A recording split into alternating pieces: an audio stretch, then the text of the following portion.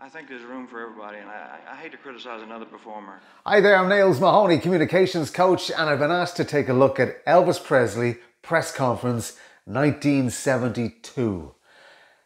And who am I to refuse that?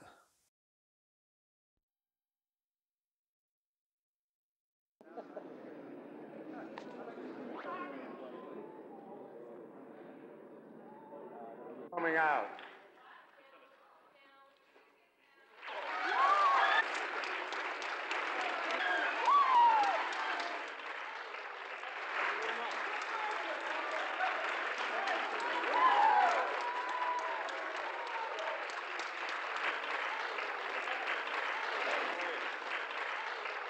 I'm going to sit down. First of all, I plead innocent of all charges. Okay. Superman pose. Isn't that what they call that? That's the Superman pose. You know, they say confidence is all in your physicality. He's doing that. He's literally having a laugh, and then he does the joke. He's a born comedian, isn't he? He's a born comedian. I plead innocent of all charges. He's a born comedian, this guy. Already owns the stage. And that's his dad sitting there kind of going, why is his dad? Look, his dad. They're such opposites. It's hilarious. Thank you, dear. Love you too. Thank you. I don't know. I just made a movie of the last tour that I did. It's the first live concert that we ever filmed, so that's my next project. It's coming out. Elvis, what made you finally decide to come out of seclusion and start making public appearances again? I just missed it. I missed the closeness of an audience, of a live audience. So just as soon as I got out of the movie contracts, I started to do live performances again. He's very compassionate with his answers, very caring with his answers. He wants to make sure that they get value from their question.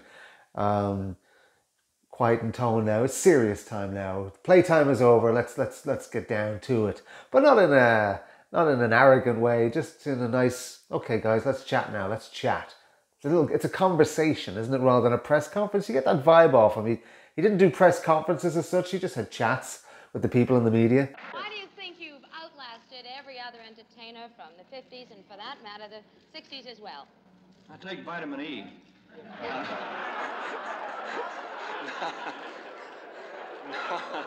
I was only kidding. I don't know. I just embarrassed. I've seen this before, right? You have, I'm sure, as well. I've seen this press conference before, and it's just it's great to watch him just break down the barriers, and he can't resist the one-liner. He just cannot resist it. He could have been a stand-up comedian, I'm telling you. Myself, man. I don't know, dear. I enjoy the business. I like what I'm doing. I hear from a lot of people in the press corps that you really are a shy, humble, wonderful human being. Would you agree with that? Oh, I don't know what makes them think that. You know, this gold belt and the...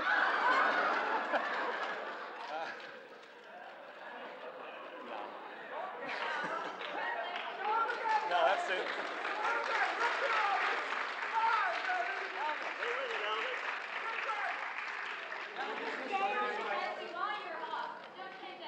Okay.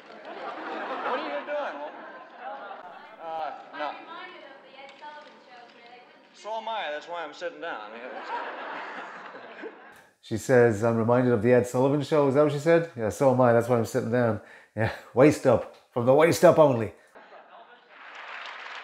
Okay. Will you gentlemen get down in front a little bit to get your pictures later, please? I think it was a matter of not getting the building, the proper building. We had to wait our turn in order to... Every other entertainer from the 50s and, for that matter, the 60s as well. Here it looks like you no longer have grease in your hair. No, I stopped using that greasy kid stuff, too. Just like everybody else did, man. You used to be criticized so much for your long hair and your gyrations, and it seems so modest now. Man, I was tame compared to what they do now. Are you kidding? I didn't do anything. We just jiggle, you know. How do you feel about it? It's kind of interesting, funny-wise, the way he says, I'm tame compared to what they're doing now. But he's one of the guys that invented that, right? He's one of the guys that introduced that to the world. And I think that's very important. It's always important to look back on who inspired us and who invented different genres and different ways of performing. And he invented all of that, the stuff he's talking about now in 1972. How do you feel about the way performers act on stage now compared to what you used to do and get criticized for? Oh, I don't know. I really can't criticize anybody. In the entertainment field, I think there's room for everybody, and I hate to criticize another performer. Elvis, are you satisfied with the image you've established?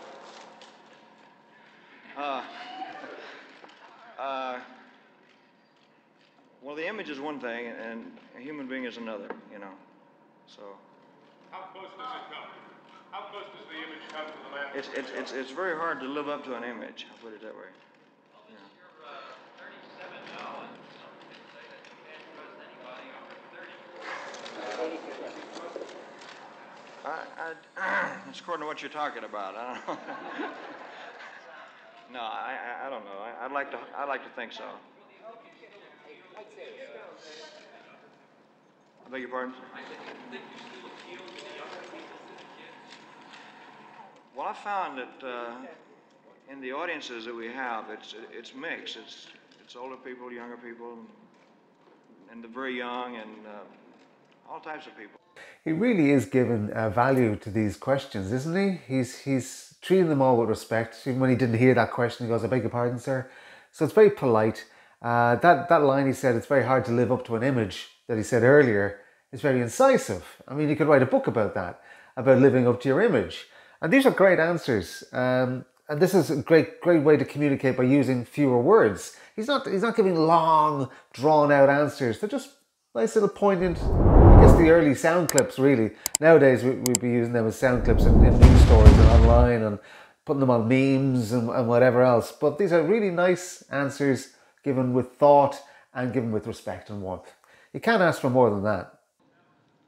I think so. Because, I'm sorry, there's so many places that I haven't been yet. I've never played New York here, I've never been to Britain either, I'd like it to, yes, sir.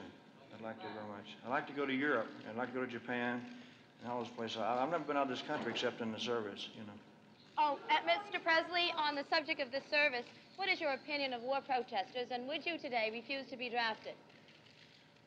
Honey, I just seem to keep my own personal views about that to myself. I don't know. That's a good question. Why is that, Colonel?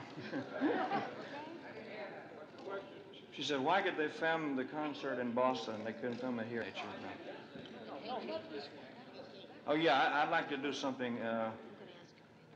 Got away from the hard rock and roll that you did 15 years ago. Okay. Why is it that you got away from doing the hard rock? It's hard to find good material nowadays, for everybody, for all of us, You're one of the forerunners of rock and roll.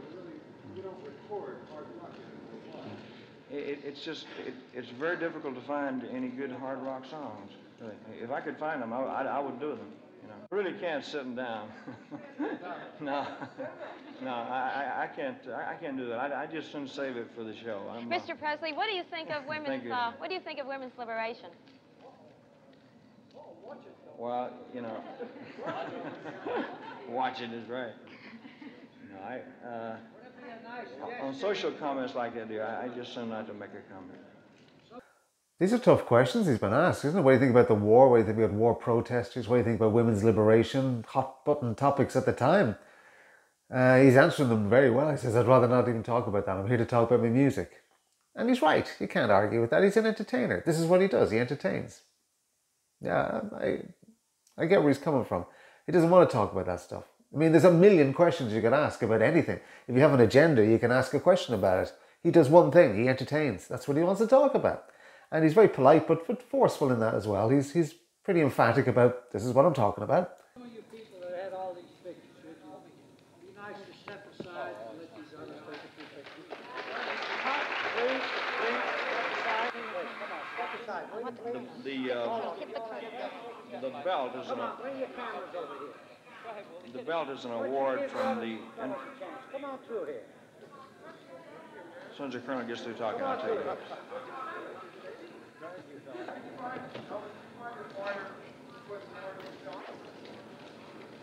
I can't. There's a lot of them. I can't think of any right offhand. I like to live up to my reputation of being a nice guy. This is it, folks.